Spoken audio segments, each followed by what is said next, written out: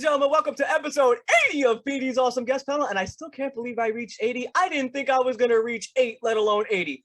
Now, before I introduce tonight's legendary guest star tonight, I want to welcome back my good friend from jolly old England and Power Ranger enthusiast, Mr. Kwame Jacobs. Yo, what's up, guys? I'm back for more as usual. Good to be here. Awesome to have you, Kwame. Now, tonight's guest star, let me tell you about this man. This is a man who, in 1994, was wreaking havoc as King Finks in Mighty Morphin. This is the same guy who, fast forward into 1999, was the right-hand man for Shakina, known as Kegler. Fast forward a little bit back, 3 more years later, this man was, in 2002, one of the most powerful villains in Wild Force history, Jindrax. In addition to that, this man has worked on a lot of amazing projects, such as Street Fighter, Digimon, Lupin, you name it. My guest at this time is Mr. Richard Cansino. Richard, how are you today? Welcome, sir. Hey, how's it going? Good, and you? How's things out there on the East Coast? Starting to get cold, not gonna lie. The weather is starting to decline. Aren't you gonna get a hurricane or something out there? Usually in October it happens. Hurricanes in New York. We've had those before. I know. Take subway, it has to be a real submarine. Yeah. Oh, you should have seen us during Hurricane Sandy. It was like literally my whole block was like flooded. It took us almost like 2 or 3 weeks to get the power back on. Oh my God. Yeah. Wow. Where are you in? You're not on Staten Island, are you? Nope. Brooklyn, the heart of Coney Island. You're from Brooklyn. Yes. Hey, how's it going, Brooklyn? Oh, my accent didn't give it away, Mr. Cansino. Oh no, you told me. You're from Brooklyn. I'm from LA. I was at the beach yesterday, surfing on the waves. How was it? Like, how was the weather there? It's 90-something degrees today. It's October in LA. You know, when they have a World Series of things, that the Dodgers play an East Coast team, or a West Coast team plays the East Coast team. It's like amazing that the games are like everyone's freezing on the East Coast in October. They come back to LA and it's like, oh, it's so hot and warm. And we get our cold weather too. I can see that. One of the first questions I had before we get to the Power Ranger questions, Mr. Cansino, is, I'm curious to know this too. How did you get your first big break into acting? Take us there. Into acting? Okay, that's a long time ago, my first job, I got out of the American Academy of Dramatic Arts in Pasadena. And for a couple of months, all I did was send pictures around to different agents, and they all turned me down. I remember one phone call, I'd send a picture out to an agent, and I called them. And I said, hey, I just, Richard Cansino here. I just wanted to know if you got my picture, because I didn't get a response or anything. And the receptionist said, well, let me check. She's gone for about 30 seconds. And she said, yeah, we got it. You're in the no pile. You just imagine a pile of pictures like that. Reject. Swipe. Was it swipe left, swipe left? So, but finally got an agent, Dale Garrick, and I didn't know it at the time, he was kind of renowned in the business for taking on young, pretty actors. I was pretty when I was young. Don't ask me what happened, but so, I was very discouraged, and I actually remember I had an audition. I think it was one of my first auditions, obviously, and I wasn't getting anywhere. And on the eve of Halloween, I got a 24-hour flu, and I was just sick, up all night, just what that's like. And I had an audition in the morning for something, and I didn't have my SAG card.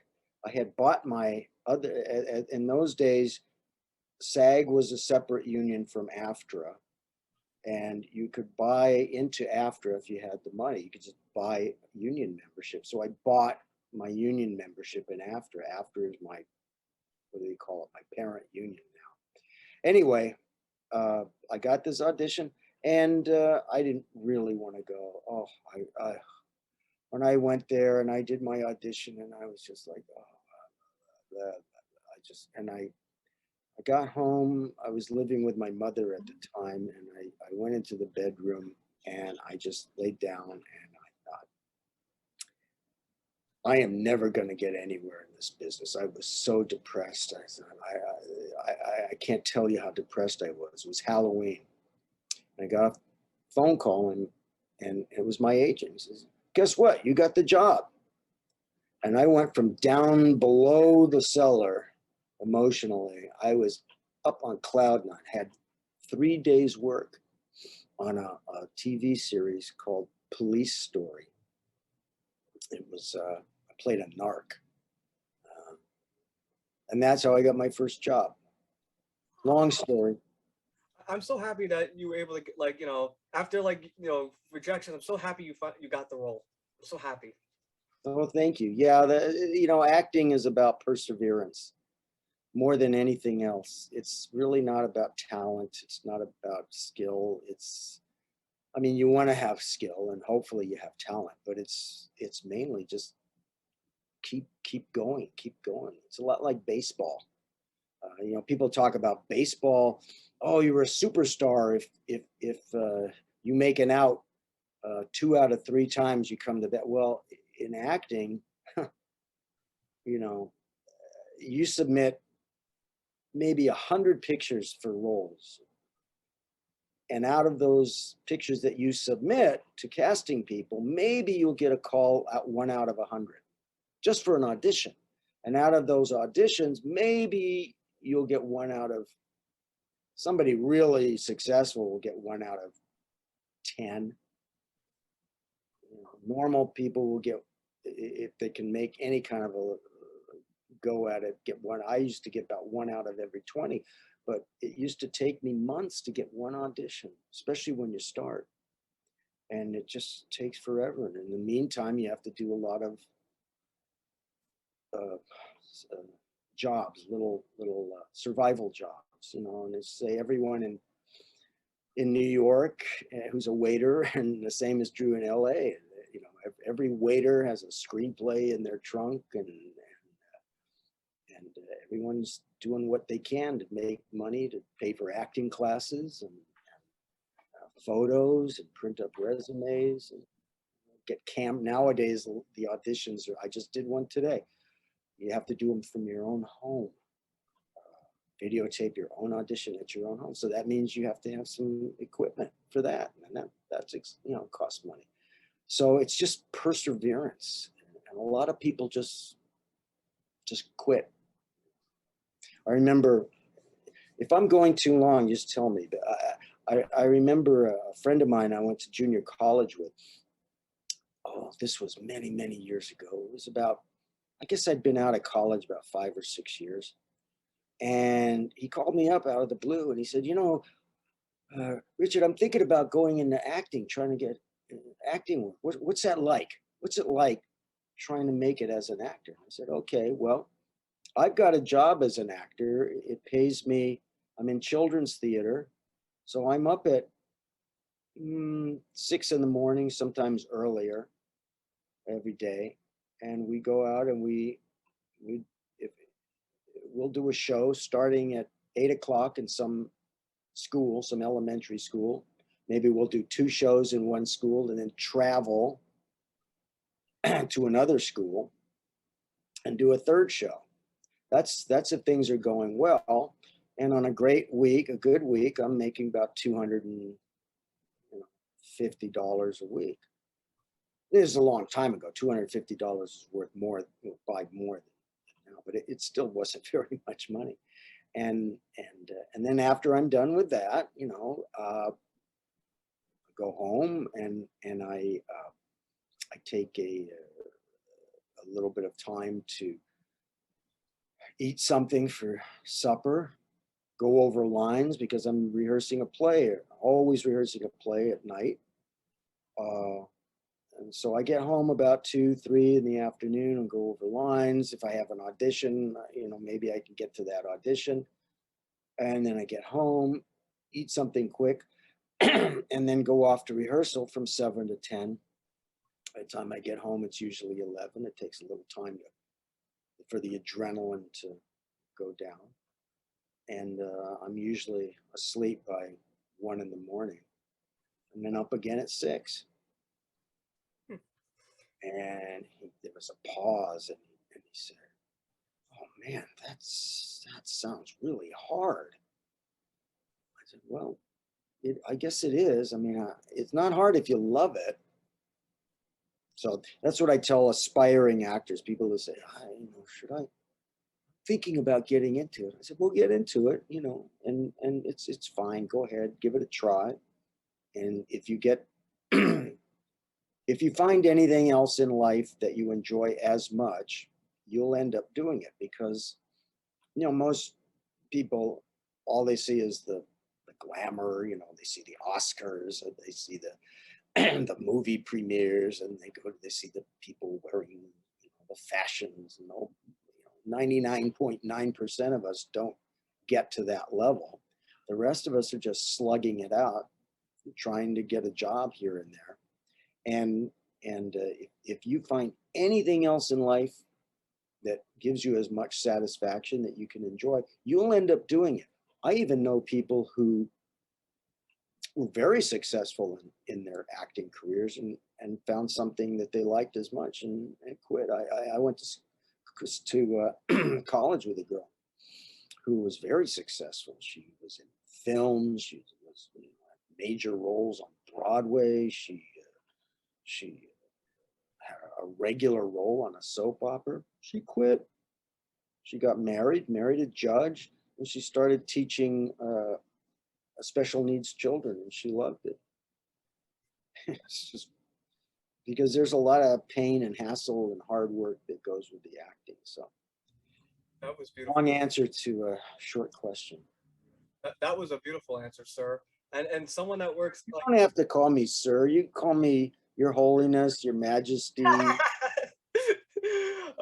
will say definitely too, like you mentioned adrenaline.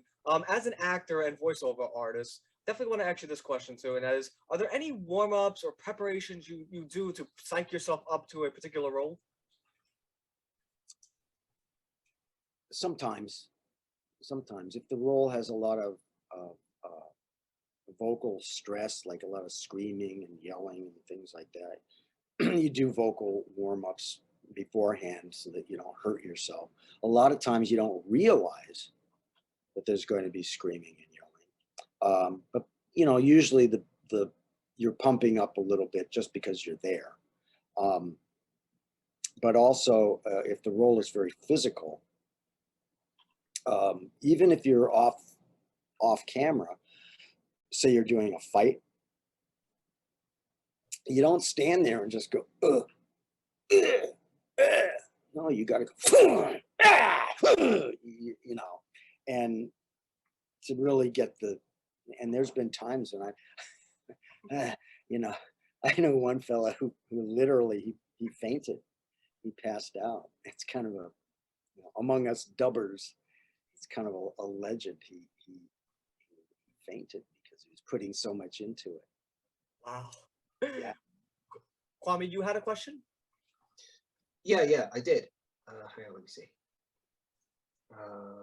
You already said you said one of mine already, so yeah. Pardon me, sorry about that. It's a Power Rangers one this time. Power Rangers. Since you played as Kegler in Lost Galaxy, how did you react when they told you got the role?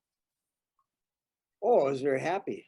I had to actually audition for that role, and I was at a point in my career where a lot of the things were coming to me. People were just offering them to me, and which is fantastic. Not to have to audition for roles is amazing. But I had to audition for Kegler, and it was great. was very happy. It was the first time. I think I'd done some Walla work. The Walla work is voices in the background that you hear for certain Power Ranger shows. So they knew who I was. But and anyway, Scott Page Pagter, he was directing, and he had me audition. And I didn't think I'd get it because there were so many people that auditioned for these roles. I mean, it's usually there's at least 20 people that they hear, and if for some reason they picked me, and well, that's great. So it was a few episodes. It was great, but then they kept calling while I was there. Scott would say, "Okay, why don't you do this other guy since you're here? Why don't you do this guy since you're here? Why don't you do that guy since you're here?" And so I ended up doing a lot of other roles on Power Rangers because of that. So it was really cool. I'm always happy to get cast. You know, any kind of role, you're pretty happy. Would you say that the experience was very similar to on Mighty Morphin as King Sphinx and also in Wild Force as Jintrax? Yeah. Okay. Out of the monsters, and you played a lot. Like you played the you played the Jellyfish Warrior. You played like I said, King Sphinx. You played Kegler. You played Jintrax. Did you have a favorite particular monster you played? Of the Power Rangers? Yes. Mm-hmm. Yeah, I like Kegler because there was more for him to do. One of my favorite seasons. My top 3 will always be Power Rangers Lost Galaxy. I'm Yeah. a huge fan. Did you go to those conventions, and a lot of the people are there. A lot of the ones that played the Power Rangers, and the evil, what was her name? The evil queen. Trakina? Tina. You know, she's just as beautiful now as she was then. I went to a convention in Pasadena. They had one a couple of weeks ago, and she was there. And we'd never met because I just did in the studio doing voices, and I wanted to introduce myself. Like, God, how do I introduce myself? Hi there, I did the voice of Kegler. How did you react? I didn't even try. I'm sure she would have slapped me. Because I know that the monsters in that one were played by you and, of course, the late great Bob Pappenbrook. I know that those, like you and him, were like the major players on the monsters in Lost Galaxy. Were we? I know there were an awful lot of monsters, and usually Pappy would play whatever the big voice guys. He was great at that. He was actually Deviant. Oh yeah, DVR. He's a great villain. He's actually one of my favorites as well. Along with Chameleon, you know, when he's copying the Rangers' moves. That was good too. He's in Lost Galaxy. Cool. Yeah. And Pappy was a great, you know, I really we all love Bob Pappenbrook. Yeah, he was great. And I want to ask you this question, Richard, because I asked this question when I had Rebecca Forstad on my show last night, and I also asked this question to Nancy Van Eidersen, who each person has played characters on Power Rangers as a monster. They both said that they did their parts in a studio booth since it was voice acting. Was that the case for you as well? Yeah. Okay. All the voices of the monsters are done separately in the studio, and they hire stuntmen to do the on-camera things. So yeah, all of because originally the series was Japanese, so would be in Japanese. So we had to revoice the monsters and what have you, and all in the they're out sweating in the hot desert and doing their kung fu flips, and we're in a nice air-conditioned studio going woo, woo, woo. Did you have a favorite Kegler episode or line or moment? No, I can't even remember them. You know, it sounds strange to you, but when we do these things, I wasn't just doing Kegler. I was doing other shows as well. I do one anime thing in the morning somewhere, and maybe drive out to do a Kegler, and so, and we only get a few glimpses of what the episode is. I never saw a complete episode of Power Rangers. I think most of us haven't. Those actors who did voices haven't. We get maybe if we had 10, 12, even 20 lines, that's all we saw of it. So if you chop up any movie to where the character, they would just go to the character's line, say, oh, say your line here. That's all you know of the show. So there's nothing that really stands out in my mind except I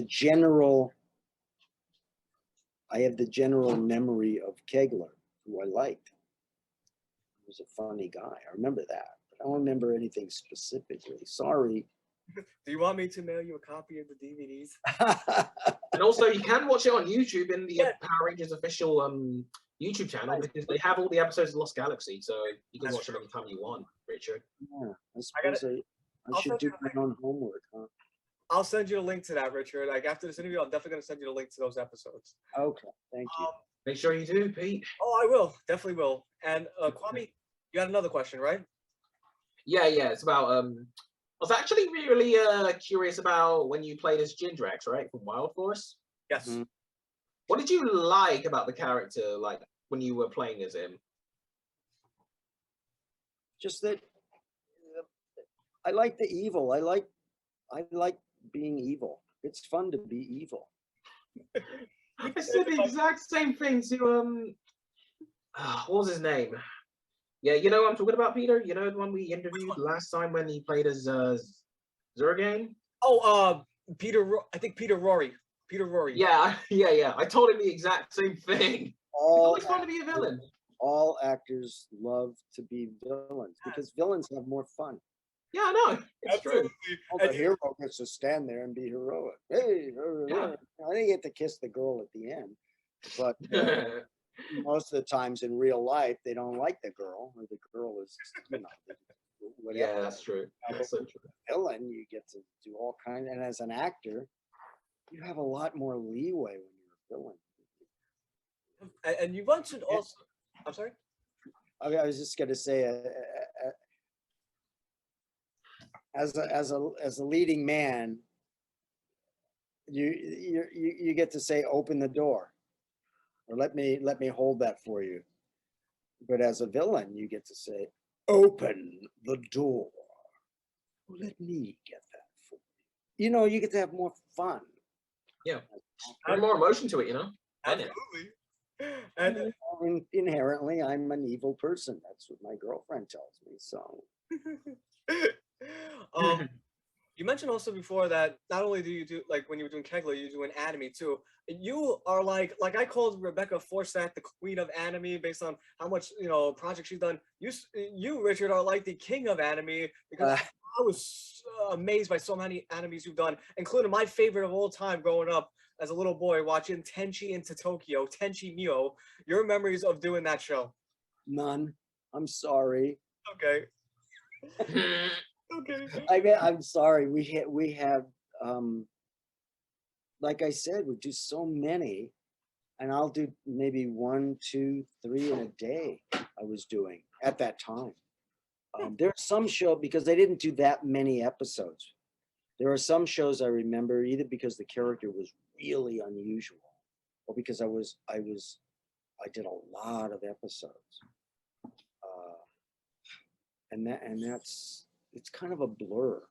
Like what I tell people like you and fans, I just tell them honestly, you guys know way more about the actual episodes than I do. Just way more. I see. No worries. I may have known at the time, and now I've forgotten, because it was a long time ago too. I don't blame you. It's all right. Yeah, it's totally cool. And Yeah.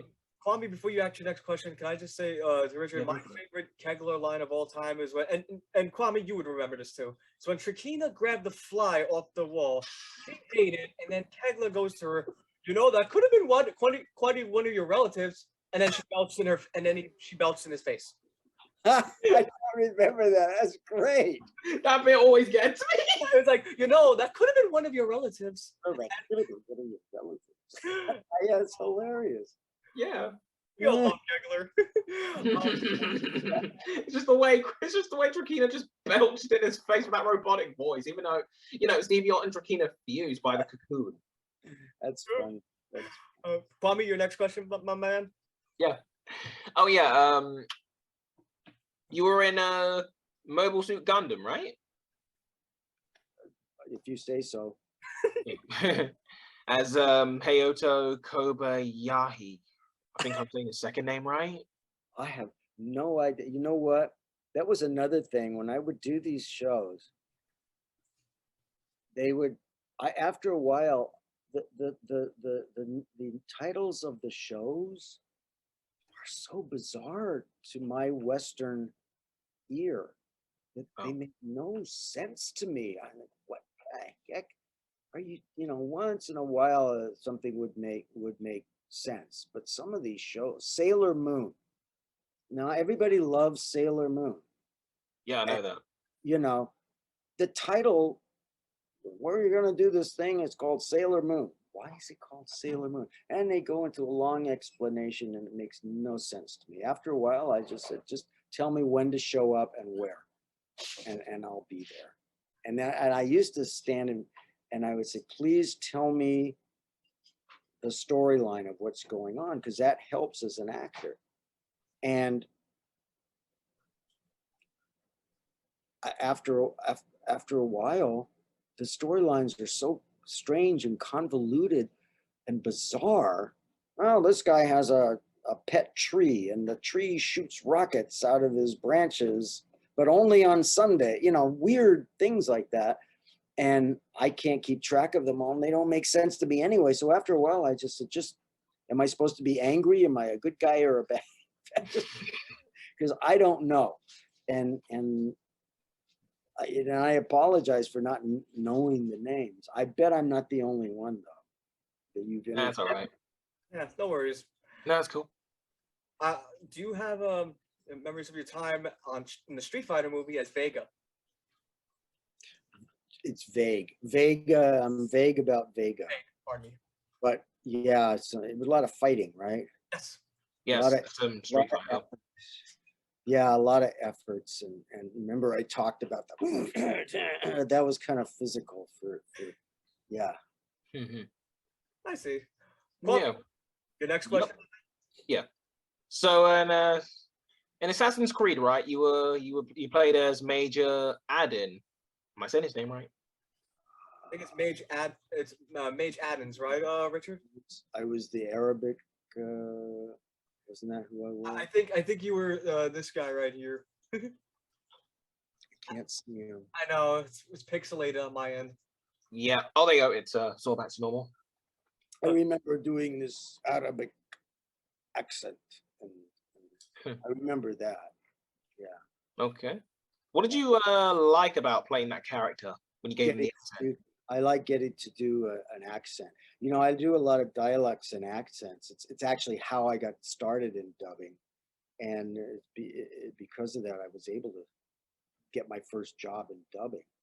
And you know, when you look like me in Hollywood, you know,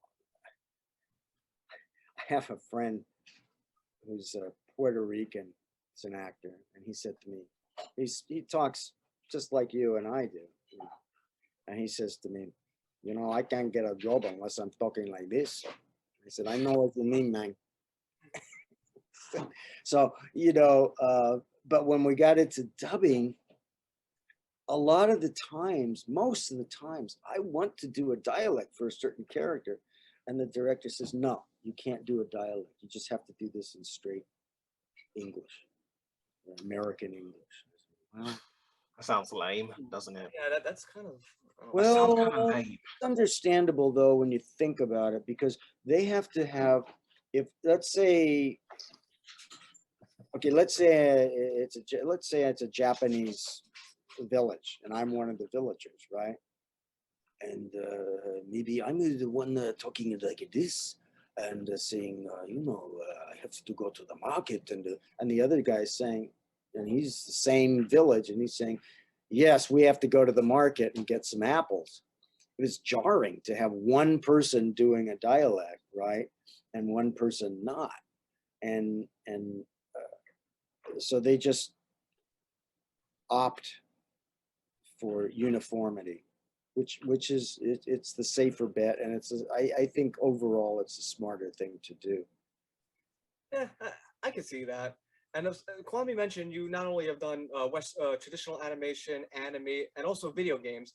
Do you have memories on your time doing the Fallout series as Ricky? I believe it's Ricky Dalton and Solomon. One thing I remember about Fallout was they wanted a guy. I don't remember the character's name. Sorry, he was an older man. Well, he was in his 50s, and he was locked in a basement or something like that. Do you remember? I do. He was trapped in the basement. He was frozen, and I think they took his wife and kid. And then he wakes up, and he goes on the journey. Right. Anyway, it's another one I had to audition for, and when I auditioned, well, I didn't know what to do because he's very stressed and he's like that, and I thought, when he's talking like this, he's talking like an old man, like this, and he's only supposed to be in his 50s, and I thought, I won't get it, but I don't know how else to sound stressed, and I ended up getting the job, much to my joy and shock.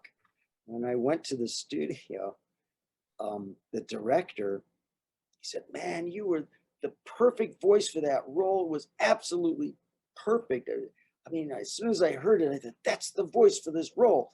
And I thought to myself, I sound like I'm 70 years old. What is it? And then I realized the director, really nice guy, is in his 30s, like early 30s, maybe even younger. And to him, probably to you guys too, somebody who's in his 50s is very old. Not so much to me. So I remember back when I was in my 20s, and yeah, I thought 50s were pretty old. So I that's what I remember the most about it. I remember enjoying doing it because he let me just go on. Like, dubbing is different from doing games. When you're dubbing, you have to match the lip movements of the characters. And it's very painstaking, and some would say tedious. It requires a lot of attention to detail. But when you're just doing a game, unless you're dubbing a game that's already been done, if you're dubbing or doing an original game, they just hand you a script. And you just read as if you're on camera. You just read the script. And I remember the director just, page of long paragraphs, and I would just read it, and usually what they'll do is they'll stop and say, okay, let's take that sentence, let's take this one again, and then let's do it with this idea in mind and that idea in mind. He just kept letting me read. He says, I'd finish and he'd go, that was great. I have no notes. I have nothing. Let's just use that. It was great. We just zipped right through it. It was great. So I really enjoyed Fallout. I didn't know it was Fallout at the time. Oh, it's one of my favorite series, like video games, because I'm a huge fan of the Fallout series. And before you ask your next question, I have to ask you this question, Richard, because when I had Aaron Fitzgerald on my show, and then when I had Rebecca Forstat on my show last night, they talked about the difference between animation voiceover and dubbing anime. Aaron vehemently hated doing anime dubbing, and I believe Rebecca had a similar opinion. What's your opinion on the difference between animation dubbing, American voiceover, and which do you prefer? I'm not sure what the difference is. I mean, when you say American voiceover dubbing, uh, I, dubbing, you I mean like live action dubbing or English dub. yeah, like what's the difference between doing an English dub for like a Digimon compared to like doing a voiceover work for like Power Rangers? Yeah. well, for something like Power Rangers, it was very easy because there's no lip movements for the monsters. You know, it's all mime. They were just miming things. There's no mouth movement. When you're doing anime, there is mouth movement, and you have to try to match the flaps as best as you can, because we're putting English words into Japanese or sometimes Chinese or sometimes Korean mouths. So when some character is going ma ma ma ma ma, you can't say ya ya ya ya ya, and vice versa, because it doesn't fit. That's up to the adapter to try to do the best he can. But there's a lot of leeway because it's animation. What's the most challenging is what I'm doing now, mainly, is doing live action films, foreign films where they're live actors, just like an American movie or French movie or whatever, and they dub that into English. Now that you have to be spot on for as much as possible, and it's still, there are times when it just looks like that. Your kung fu is weaker than mine. You know, there's just sometimes you can't avoid it, but boy, sometimes when it's good, it's hard to tell, and there are times when that happens, and that's very, very challenging and very rewarding. I enjoy it, but it's very difficult. It's not easy to do. And, yeah. Kwame, your next question, my man. Yeah. So in Naruto, I'm hoping you remember that anime. You know the character Izumo who he was Yeah. in charge, he was like the announcer of the tuning exams and the tournaments. What did you like playing about the character? I like the attitude. He's kind of this laid back kind of dude. Hey, nothing seems to bother the guy. I wish I was like that. So he was kind of cool. The other thing I liked about him was that I had a regular role or a recurring role on a series that went for years. And it's always nice to get a job, to get paid. They call me up and say, hey, it's a Naruto. Oh, yes. I'm going to get paid today. Payday. Payday! Hey, don't have to audition. And that was one where they just called me in and said, I think you're right for Naruto, this guy on Naruto. Say, okay. And then they would say, well, now so I'd finish with him, and then they'd say, okay, now do this guy, now do that guy, now do this guy, now do that guy. Now do some background voices all by yourself, and Oh, okay. Oh yeah. Let me ask you this one. I ask every voiceover this question, Richard, and that is, and I base this on a auto commentary episode of The Simpsons. They said that in one episode that when Kirk Douglas was doing a special guest appearance on the show, he hated wearing headphones because it hurt his ears. As a voice over actor, do you prefer wearing the headphones when recording or off? I don't have a choice whether I like it or not. I have to. And I don't mind. After a long while, the headphones do kind of ache a little bit. But it's interesting. What's more interesting about wearing the headphones is some actors, when they're dubbing, they like to hear the original soundtrack in their ears while they're saying their lines. I don't know why they like that, but there are some actors that like that. because everything's mainly so they can hear the start and the finish, I guess. But it's hard for me to concentrate on what I'm doing when I've got somebody else talking in my ear in another language. Some actors, when they're revoicing their own roles, you almost always have to do that when you're doing a movie or TV show. Something happens with the sound equipment, or someone makes noise in the kitchen while you're doing the scene. I was gonna say, I was like, what's going on? And you just can't get good help anymore, right? So a lot of people want to hear what they said originally in their voice, in their ear, so that they can match the performance at least. And a lot of people, when they're revoicing another actor, because I've done that too, for various reasons. They call it voice matching. They want to hear what the other actor said at the same time as you're talking. I don't want to do that because I can't hear myself. So I prefer just to hear myself. And then some people don't want to hear themselves either. They don't want to hear anything. So fortunately, they have the equipment and the engineers are amazing what they can do, and they can pretty much accommodate what everyone needs, to do. That's cool. Yeah. And, I gotta ask you too.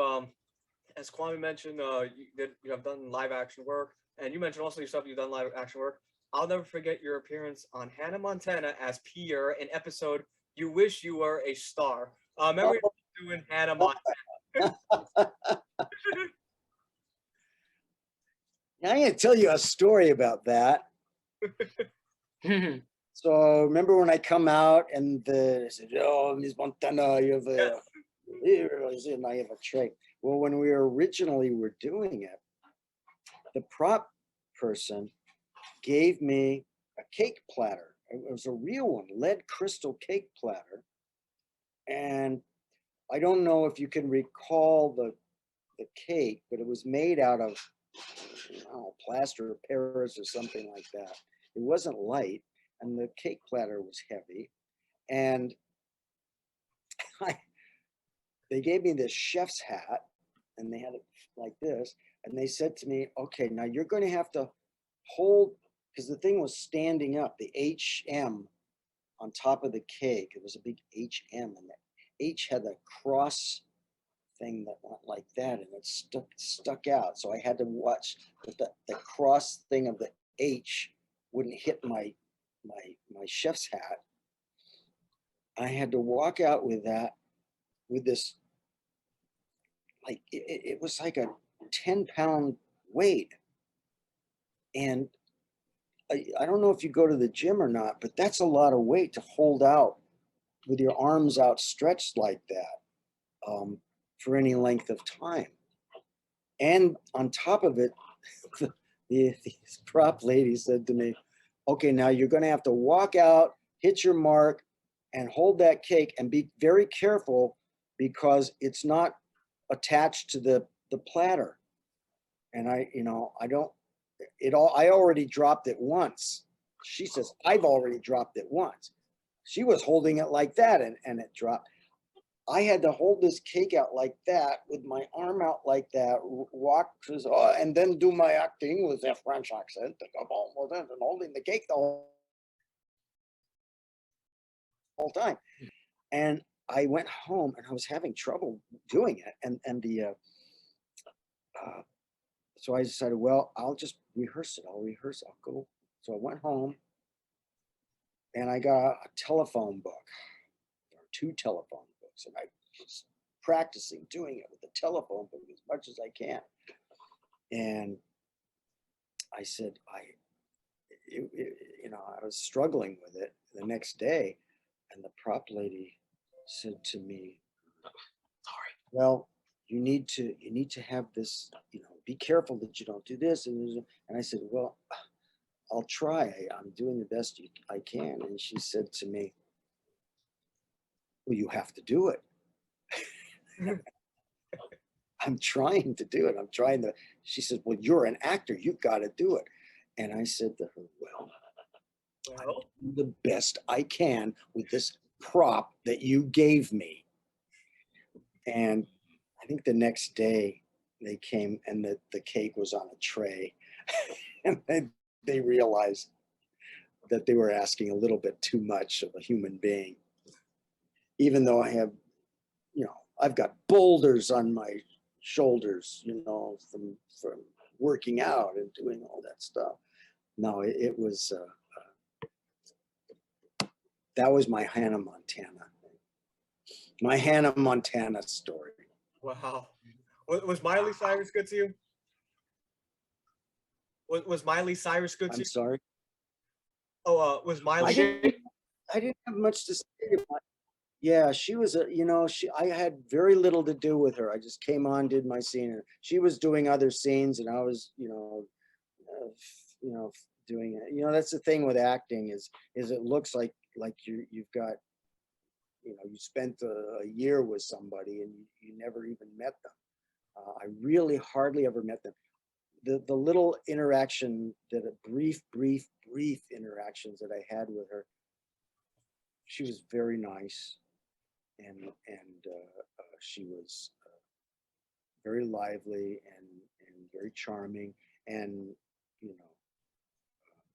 I remember saying to my friends, she's a real sweet kid, and I hope all this fame and fortune doesn't ruin her the way it did me. And that's a joke.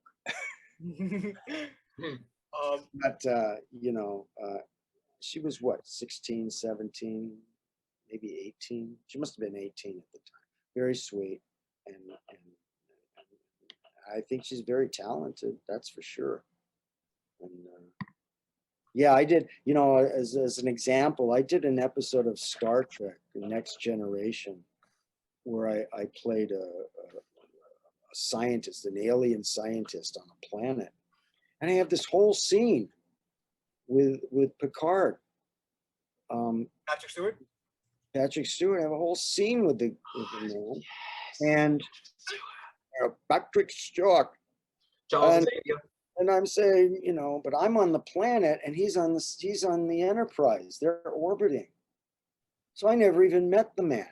I never met him. Never met him. No, never met him.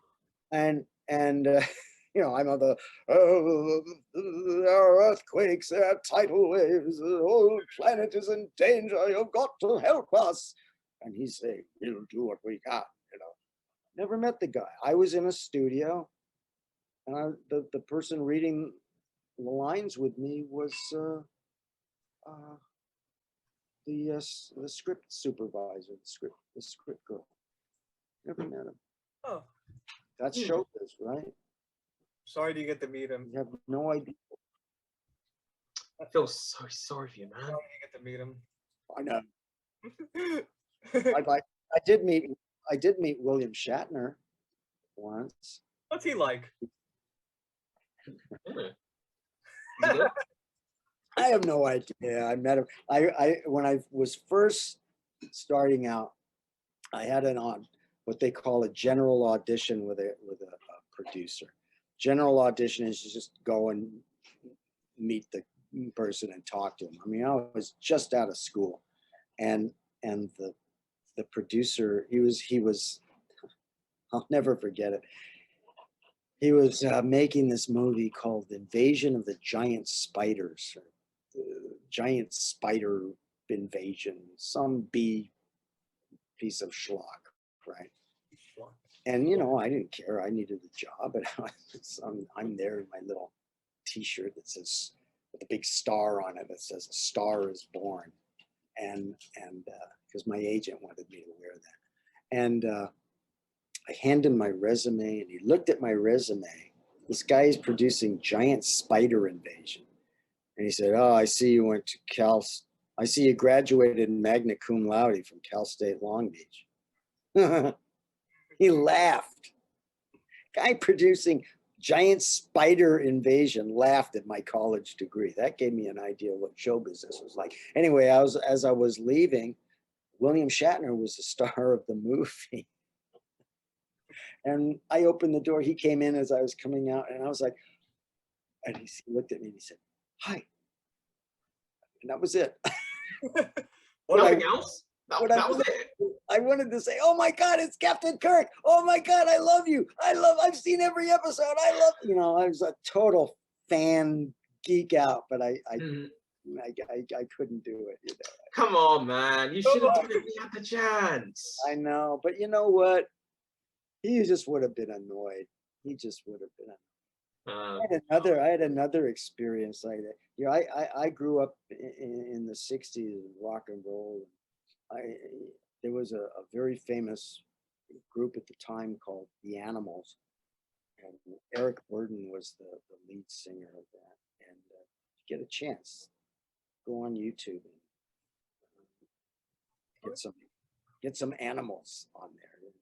Anyway,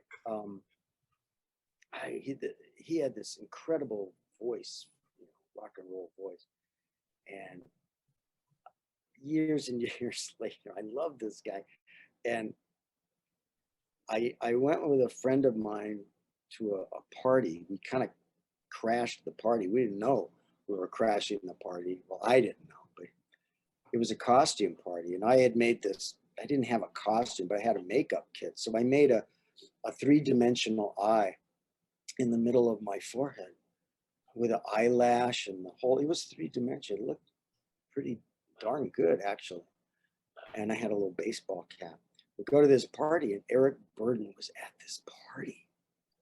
Eric Burden is like one of my idols. It's like, oh my God. And he walked up to me and he looked at my eye, on my forehead, and he says, "Oh." And he walks away. I'm like, no, oh, I gotta say something. Eric, I love you. Oh my God. No, I didn't. Oh my. I've been totally starstruck more than one time in my life. That's awesome. Kwame, hit us with your next question. You got it. It's let's see. How's our? Oh, where is it? Oh yeah, we said about the Digimon, didn't we? No, we didn't say Digimon. Okay. Oh yeah. Since you played as Piximon, Arbormon, and Gardramon, what did you like about playing about them in Digimon? If you remember. I'll be very crass about it. I like that maybe it would be as popular as Pokemon, and it would run as long, and I'd make a lot of money. Not a lot of money. You don't make a lot of money doing dubbing, but it was fun. They're fun characters. You get to make funny voices, and it's fun. And I guess it's funny. Digimon is its own little world as opposed to Pokemon, right? I mean, you got Digimon fans, and you have Pokemon fans, and never the twain shall meet. It's sort of like you have Star Trek fans and you have Star Wars fans. Yeah, and it's interesting. I gotta ask this too, and I'm gonna sound like a total nerd asking this question, Richard. When I'm not on a strict diet, I am a huge foodie, and I know you worked on so many production companies, so I was just wondering which one had the best catering company. They don't feed us. What? When you're doing dubbing, you don't get fed. Not even a bagel? Oh, there may be a bagel or lying around, something like that. But you don't get fed. It's not like you're on the set all day. You're there for a couple of hours, an hour. Usually they would book us for 4 hours tops. Like I said, it's pretty intense. And they don't usually like to book actors more than more than 4 hours tops for something because it's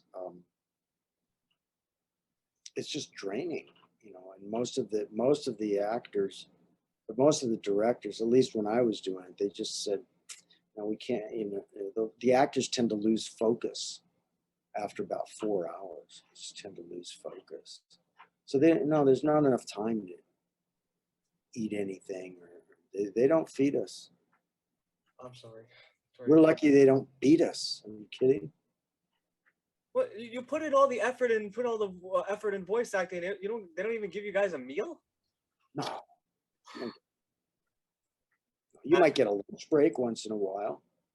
Well, once in a while, we'd go out and have a lunch break, which I enjoy. You know, I remember one time we had to work late. We took a dinner break. We went to a nice Italian restaurant. It was great. But yeah, generally, no. On-camera actors don't get fed either unless you're on the set the whole day, or if even if it's an early call, like 6 a.m. call or something like that, then they give you a breakfast. And sometimes you can get a lunch. If you're there all day, then you get 3 meals, and they have a craft service table where they have all kinds of snacks and things like that if you want. But no, for dubbing, you don't get fed. I'm sorry. That's cold. That is cold. That's very cold. It's not. Yeah. It's practical. You can't. You have one guy coming in for 2 hours, and you have another guy coming in for 2 hours, and you have another guy coming in maybe for 4 hours.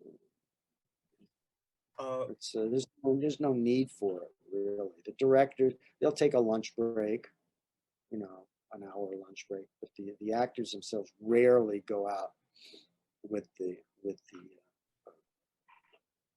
to have lunch. And it's very rare that you have a job that goes from, like, say 10 in the morning to 4 in the afternoon. Very rare. I see. Yeah. Kwame, do you have any final questions before we wrap up? Yeah.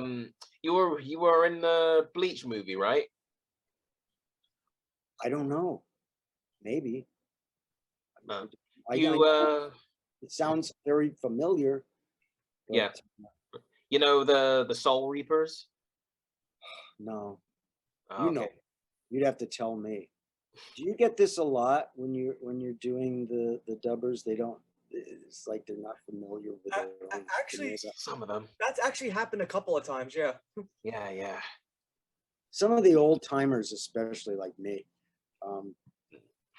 because I got to tell you, we had no idea when we were doing this that it would be such that it would catch on.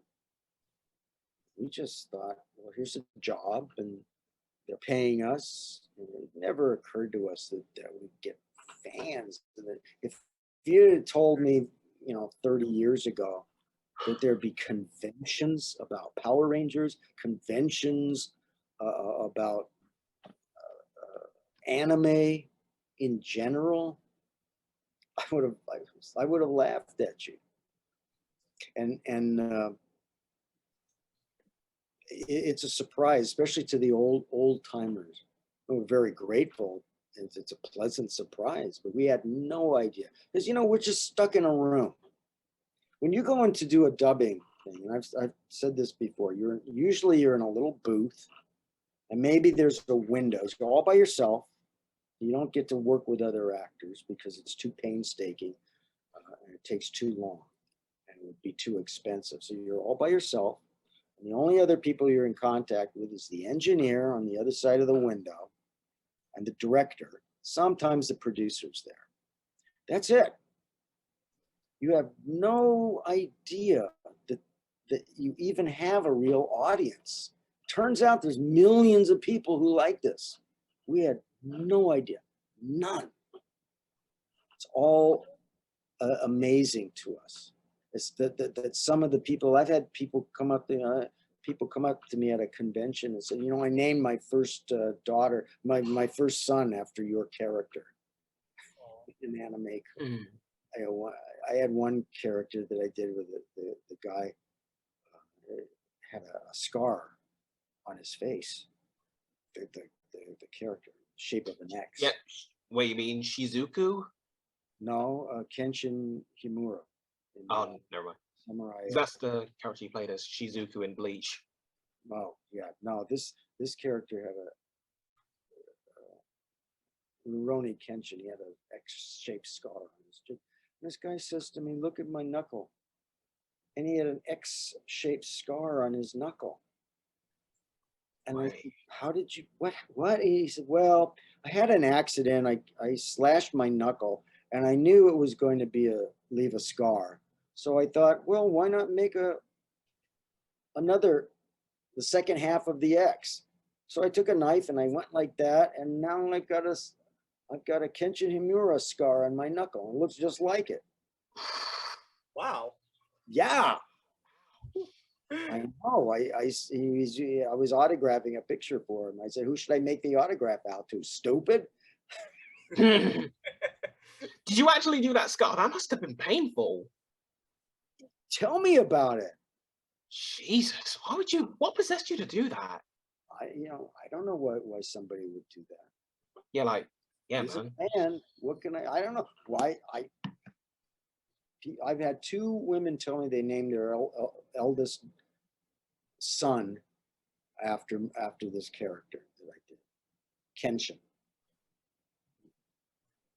Because the guy's a hero and he represents a lot of heroic qualities. And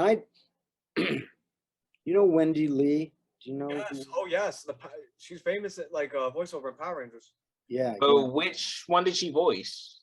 Wendy Lee. I believe she voiced the voice of Scorpina in the first season. I believe she voiced she had Scorpina's American voice before the American Scorpina took over. Oh, right. Okay. Well, anyway, goes to a lot of these conventions and things, and we were talking, and I said, I just don't understand the fan is short for fanatic, and I said, I don't really understand why there are so many fans of It's a good thing. so fanatic and why they want an autograph and da, da, da. And she said, Richard, when you were a kid, you liked baseball, right? I said, yeah. And she said, okay, who was your favorite player? I said, well, it's probably Willie Mays. And she said, if you had the chance to meet Willie Mays and get his autograph at a convention, would you go? I said, yeah. She said, well, that's to them, you're Willie Mays. And I said, oh, okay, that makes sense, sort of. You are. But I wouldn't put an X on my. I wouldn't take a knife and scratch Willie Mays on my knuckle. But maybe I'm not a good enough fan. Have you branded yourself with my name? Because if you haven't, you're not a fan. Well, I guess we're not fans, Kwame. We didn't brand ourselves. Any compliment, but I have two more questions before we wrap up, Richard. One is you have people dabbled. get tattoos of. I had a gym in. Sorry. Well, I was just going to say I had a aerobics instructor, and she has the autograph. She loves the Who, the rock group, the Who. Oh yeah. And she had them individually autographed. She goes to all their concerts, still does. Has them sign their name on her body, and then she goes and gets a tattoo artist to trace the name. So she's got their autographs tattooed on her. Wow. Yeah. I have two more questions before we wrap up here. One of them is, Richard, you have dabbled in everything, live action, voiceover, anime, dubbing, and video games. Out of those that I just mentioned, which was your favorite? As far as voice work, We're just doing in general, like which of those genres did you prefer? Did you prefer live action, traditional animation, anime dubbing, or video game? I think I prefer live action dubbing. Okay. It's more painstaking, but it's also, as an actor, it's more challenging. Like I said, not only do you have to fit the lip movements, audience. And sometimes it's really hard to do it. But you have to fit the emotion of the character, and it has to be very accurate. The thing about games, it's easier. All you have to do is read it, start and finish in between the parameters of when they tell you. But there's, to my mind, a lot of similarities in all the games. I mean, the circumstances are a little bit different, but as an actor, it's pretty much, and there's a lot of the same, very similar, a lot of screaming and yelling, and there's always a lot of fighting. But with a live movie, there's a lot of nuances because we're dealing with generally real people, and you get to do sometimes comedy. I just find it more challenging. I see what you mean. Yeah. Nothing's as good as being on camera yourself and getting to do the job, providing it's a decent thing. The last thing I did, I thought it was an on-camera job. They said we're going to film it like a film. Supposedly was a game. And I got cast as the Grand Inquisitor of the Spanish Inquisition. And I showed up and expecting to get makeup and the whole thing. And there was no makeup. They just took me right to costume. They put me in a robe and the costume. And they said, "Oh, I'm almost got your costume complete. All I have to do is cut out the eye holes for your hood." And and my costume was a hood with a cloth that draped completely over my face with 2 eye holes cut out. And I looked like I was in the KKK. And I said, "I look like I'm in the KKK." And she says, "Yeah, the KKK got its robes and hood from the Spanish Inquisition. That's what they used to wear in the Spanish." And she showed me a wood carving from a book, and there they are with the pointed hats and the whole thing. Yeah, we know who the KKK is. I do. Let's not get into contact with them. Yeah. Okay. Anyway, but my point is actually, I was completely covered. I was on camera, but completely covered. The director said, "Well, don't worry if you make a mistake with your lines. We can always come back and redo your voice later because we don't see your mouth at all." I'm like, "Oh." At least you're hidden though. That's what matters. Yeah. Yeah, At least I was in it. Yeah, it's called Ambrosio. I think it's they said it was going to be a game, but now I don't know if it's a game or they actually made a movie or I don't know what. It's for Ambrosio. Anyway, yeah, when I put that costume on the first time, the assistant director was a young black guy. I said to him, "I had no idea. This is, I look like I'm in the KKK. This is really embarrassing for me." He looked at me and said, "Imagine how I feel." Yeah, sorry, but that's, they were being historically accurate, so. Yeah, you gotta be historically accurate. Yeah. Well, one of my final question for you is, what's next for Richard Cansino? Now, this is the part, Richard, where because my show is an open forum, this is the part where you can talk about anything you like. I am passing the proverbial microphone onto you, Mr. Cansino. The floor is yours. Right now, I actually, for the first time in a long time, I really don't have anything scheduled. I have a lot of auditions out. I have no idea if I'm going to get them or not. The only thing that I've co-written 3 screenplays, and we're raising, funding for that, trying to get that made. One in particular is very low budget, micro budget, as they say. So if you know anybody who has, $500,000 that they don't know what to do with. Turn them on to me. We'll make a movie, and it's a good one. It's a comedy. It's funny. Cool. That's yeah, that's really right now. That's it. I mean, if you go on to Netflix or if you go on to Amazon, you may hear my voice. And so, if you go to the dubbed version of some of the films, foreign films that they're showing, you might be able to hear my voice. But there's a lot of them, and yeah, you may hear my voice, you may. But other than that, I don't have any spectacular projects to tell you about. No worries. I do have a question for Kegler, and I know probably Amy Roll is gonna watch this. Is it possible we can bring out Kegler so he can probably send a message to Trakina? Now, you already had me calling her out, right? Did I? Oops. Yeah. Guilty as charged. Guilty as charged. Well, let me say, listen, Chiquina, about that calling you out earlier, is that going to affect our relationship at all?